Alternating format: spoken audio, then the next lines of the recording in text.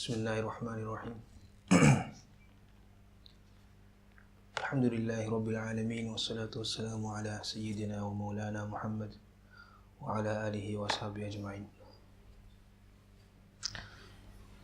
Respected listeners, Assalamu alaikum wa rahmatullahi wa barakatuh.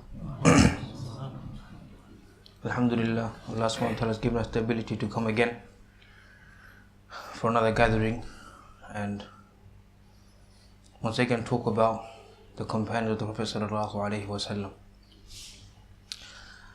As was the vibe for the past few months now, we're talking about the sacrifices made by the companions, and we'll be following the same vibe today as well, inshallah. Last week we covered regarding one of the prominent Sahaabah, Abu Hurairah radiallahu ta'ala anhu, and learn of some miracles of the Prophet sallallahu alaihi wasallam as well. And there was a couple of more of his stories which I didn't go into, but most of them were similar to the first one, just different narrations and slight differences, but they were all according to the first one, when he is showing exactly how much sacrifice he had to go through, mainly regarding hunger. And there's another one that comes afterwards, another hadith in which he is wiping his nose with silk cloth, and he remembers and he rebukes himself, saying, "Oh Abu Hurairah, today you're wiping your nose with silk cloth. I remember the days when you used to be unconscious next to the member of the Prophet sallallahu alaihi wasallam due to extreme hunger." And likewise, so I'm going to be continuing this.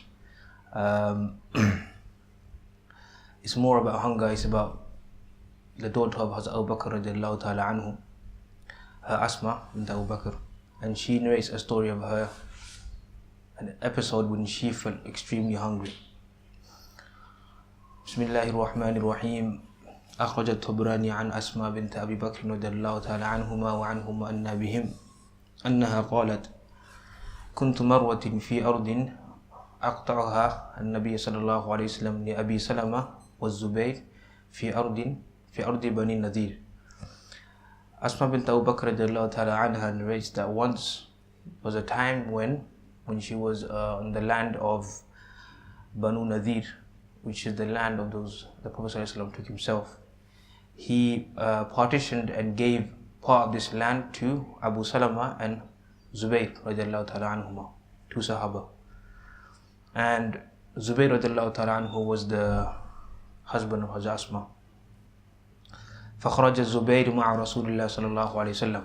So at that moment, Zubayr radiallahu ta'ala anhu had gone with the Prophet sallallahu alaihi wasallam, most likely to an expedition or something, but he had left and he wasn't around. وَلَنَا جَارٌ مِنَ الْيَهُودِ. And she says, we used to have a neighbor who was a Jewish person. They were Jews. The neighbors that they had were Jews. فَطُبِحَ شَاتٌ فَطُبِخَتْ.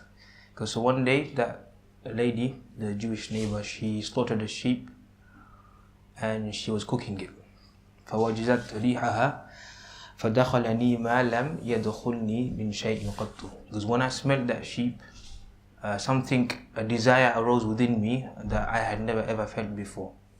Now this can only happen if, obviously, even today when we go home and you smell something nice at home, you do have some inclination, something nice.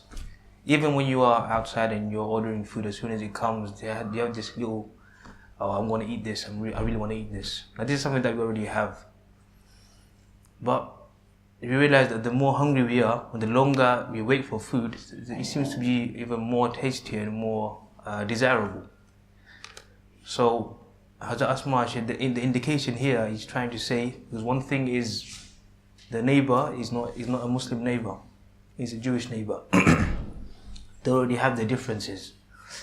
Now for something like that to cause such a desire to go and eat food, it can only be because she must have been in a very extreme state of hunger.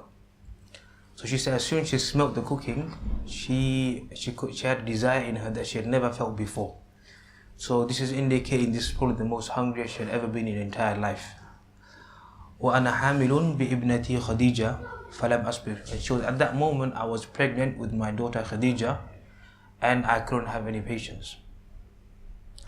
And this is Hadhrat Asmaa RA, who is actually quite known for her patience. During the time when Prophet sallallahu alaihi wasallam and Hadhrat Abu Bakr who made hijrah from Makkah and went to Medina, her father, her granddad, Hadhrat Abu Bakr's father, at that time he wasn't Muslim. So, and he was also blind, and he he was very disappointed in his son, and he said to his granddaughters, look at your father, he left you without anything. And as you know, Hazrat Abu Bakr actually did leave them without anything. He took everything with him. So Hazrat Asmaa, what she done was she grabbed a cloth and she put stones inside it and she wrapped it up and she gave it to her granddad and said, look, our father left us money. And when he felt it, he was happy. This Hazrat Asmaa, she is someone who can have a lot of patience, but because of the extreme situation, she couldn't have any patience. She was explaining part of the reasoning was because she was pregnant at that time. فانطلقت فدخلت على امرأة اليهود أقتبس منها نارا لعلها تطعمني. So I went to her house and asked for some fire. And her actual intention was that because I'll be there, she might give me some food. وما بي من حاجة إلى النار. I had actually no need for the fire. فلما شممت الريح ورأيته أزددت شرها فأطفأته. So she said, when I went inside and the smell was obviously more stronger inside, and I could see the dish in front of me, I couldn't help myself. As soon as she went, she extinguished the fire. And ثم جئت ثانيا أقتل. She came back again to ask for the fire again. ثم ثالثة. And she came a third time. So she came quite a few times to ask for the fire. Just maybe one time, the lady might give her some food instead, but she didn't give any food. ثم أبكي وأدعو الله. So then I cried and I made dua to Allah. After she realized that this is not working, she went 2-3 times to the woman in the hope that they might get some food. But it wasn't happening. Then she started crying and she prayed to Allah subhanahu wa ta'ala. فجاء زوج اليهودية. At that time, then the husband of the lady, she came. فقال, and he asked, أدخل عليكم أحد? Did anyone come in my absence? Did anyone come to the house? قالت, she replied, العربية تقتبس نارا. Because a woman came asking for fire.